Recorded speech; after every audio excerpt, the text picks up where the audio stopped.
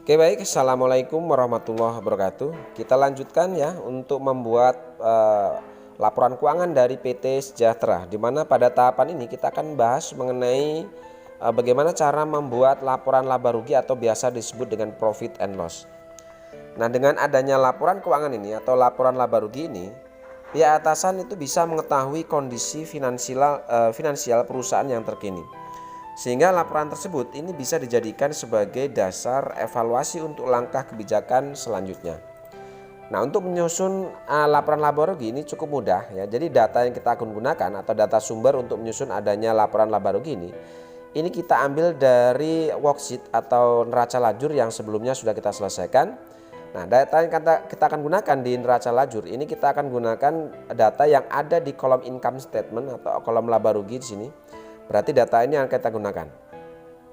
Ya, data-data ini akan kita gunakan untuk membuat laporan laba rugi. Oke, sekarang kita langsung saja untuk menyusun laporan laba rugi. Yang pertama, tahapan pertama adalah kita akan coba cari dulu nilai sales di sini. Ya, untuk mencari nilai sales, maka di sini kita akan coba hitung semua data-data atau saldo-saldo yang ada di kode 4. Berarti yang ini akan kita ambil. Ya, ini. Oke, berarti data-data ini. Oke, saya bedakan di sini. Ya, ini yang kita ambil ya. Oke, sini. Ya, data-data ini. Nah, untuk menyusun laporan laba rugi yang pertama sales, kita akan coba masukkan di sini. Untuk sales di sini ada akun sales sendiri, ada free collected, ada late fees collected dan ada sales diskon serta sales return. Nah, ini kita masukkan ke sini. Oke, kita masukkan di sini akun-akun itu. Ya, lalu kemudian kita akan masukkan jumlahnya di sini. Ya, ini jumlahnya. Nah, untuk sales ya, freight dan late fees collected ini ada di sisi kredit. Perlu diketahui bahwa untuk kolom yang ada di sisi kredit itu adalah kolom pendapatan. Artinya gini. Saldo normal dari pendapatan itu adalah kredit. Nah, di sini ada akun pendapatan itu ada di sisi debit. Berarti jika ada saldo akun normal dari kredit itu ada sisi debit, ternyata kok ada di sisi kredit, berarti ini disebut dengan akun saldo kontra. Nah, saldo kontra ini otomatis akan mengurangi nilai pendapatan. Nah, di laporan laba rugi untuk saldo kontra ini kita akan gunakan tanda min untuk menyusun laporan laba rugi di sini. Oke, sekarang kita masukkan dulu untuk sales, freight dan late fees ini. Yang tiga ini. Oke, karena dia sesuai dengan saldo normal, sales, freight collected dan late fees collected, maka kita tuliskan normal di sini. Oke, kita tuliskan normal, kita masukkan normal di sini. Nah, lalu kemudian untuk sales diskon dan sales retur, perhatikan di sini. Untuk sales diskon dan retur, ini saldonya ada di sisi debit. Ya, sekali lagi, saldo normal pendapatan itu ada di sisi kredit. Nah, jika ada saldo pendapatan kok ternyata ada di sisi debit, ya, ada saldo akun pendapatan ada di sisi debit, berarti saldo ini masuk dalam kategori saldo normal, saldo kontra. Nah, saldo kontra ini otomatis akan mengurangi nilai pendapatan, sehingga di dalam laporan laba rugi di sini untuk sales diskon dan sales retur ini kita gunakan tanda min untuk memasukkannya atau untuk menulisnya. Kita kasih dalam kurung, artinya mengurangi. Nah, kemudian setelah saldo-saldo dari masing-masing akun pendapatan ini sudah kita tulis di sini, maka kita akan jumlah sales ini ditambah dengan free collected ditambah dengan late fees collected dikurangi dengan sales diskon dan dikurangi dengan sales retur, maka di sini ketemulah nilai sebesar 717.493.000. Nah, inilah yang disebut dengan total salesnya.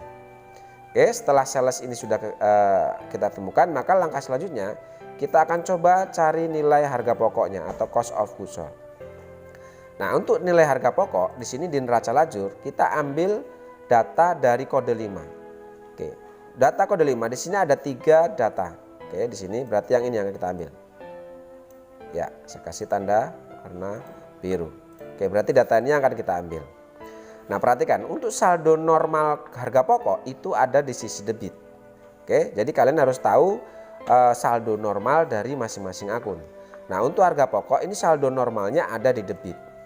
Kok ternyata nanti ada akun saldo kode 5 atau ada akun yang masuk kategori cost of goods sold ada di sisi kredit, maka ini disebut sebagai saldo kontra. Artinya saldo kontra ini bisa mengurangi nilai saldo normal. Oke, sekarang kita masukkan dulu untuk cost of goods sold dan freight paid-nya di sini. cost of goods sold, freight paid, dan purchase discount. Kita masukkan ke laporan laba rugi di sini. Oke, kita masukkan di sini.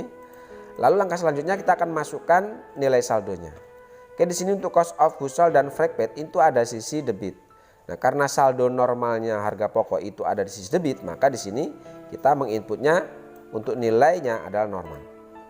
Lalu selanjutnya untuk yang purchase discount, karena saldonya ada di sisi kredit, berarti ini adalah saldo kontra.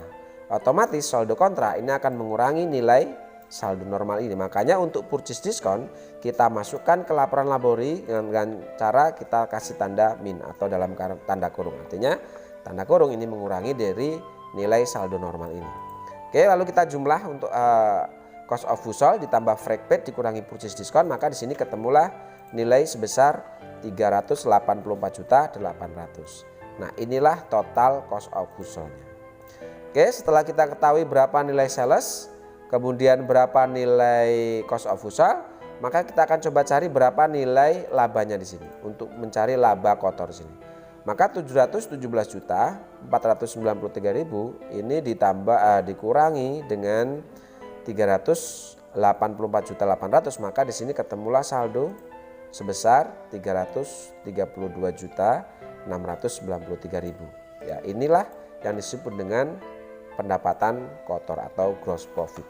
Ya, jadi 717 juta dikurangi dengan 384.800.000 ketemulah 332.693.000. Ini disebut sebagai laba kotor karena belum dikurangi dengan beban. Nah, untuk mencari berapa nilai laba bersih, kita sekarang masukkan untuk jumlah bebannya atau kita masukkan nilai beban di sini untuk operating expense. Nah, untuk nilai beban sendiri di sini kita cari atau kita masukkan kode akun dengan kode 6.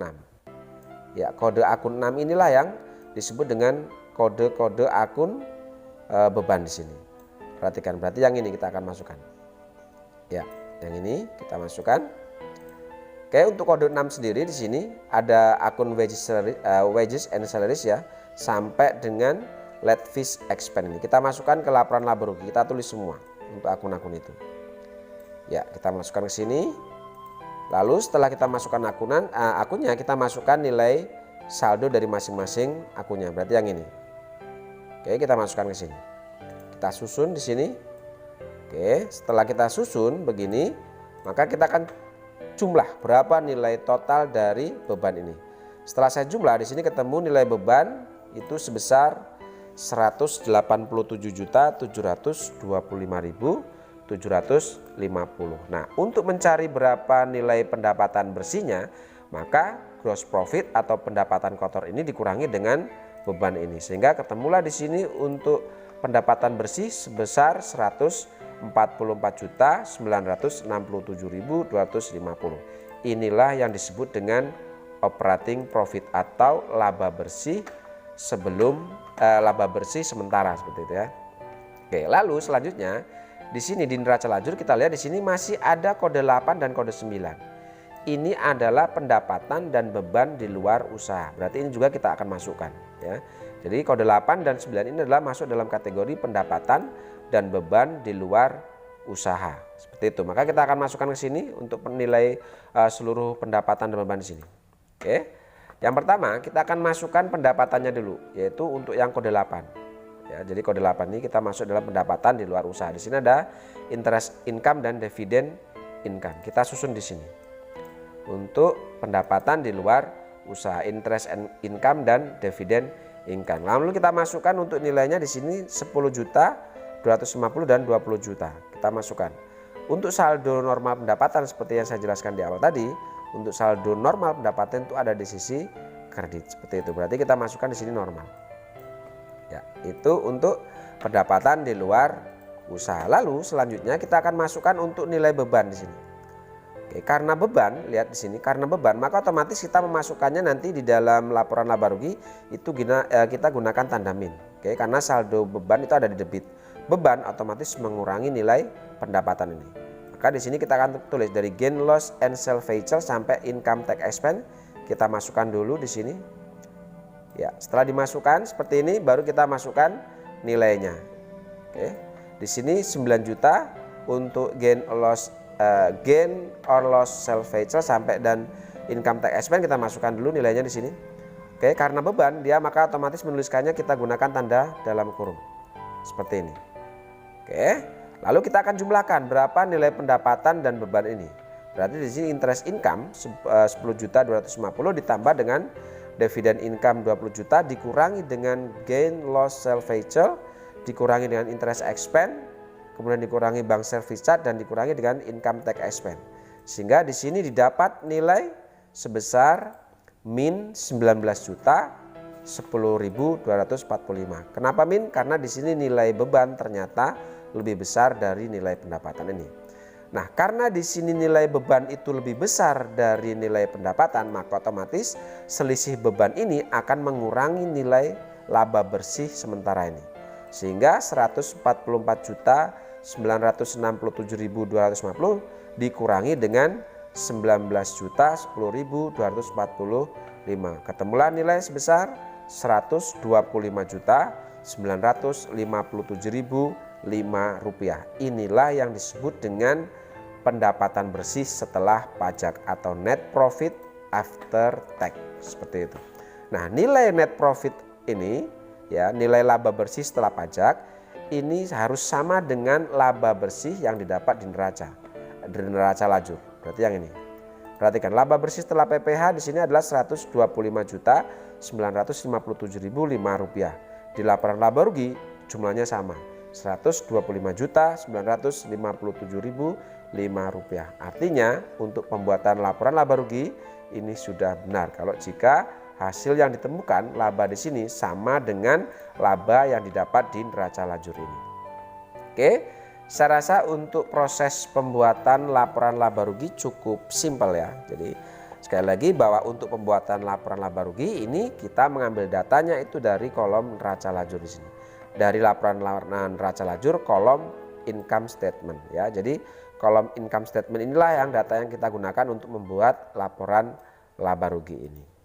Oke, saya rasa cukup untuk pertemuan kali ini. Kita akan lanjutkan untuk pertemuan selanjutnya mengenai bagaimana cara membuat neraca atau laporan neraca.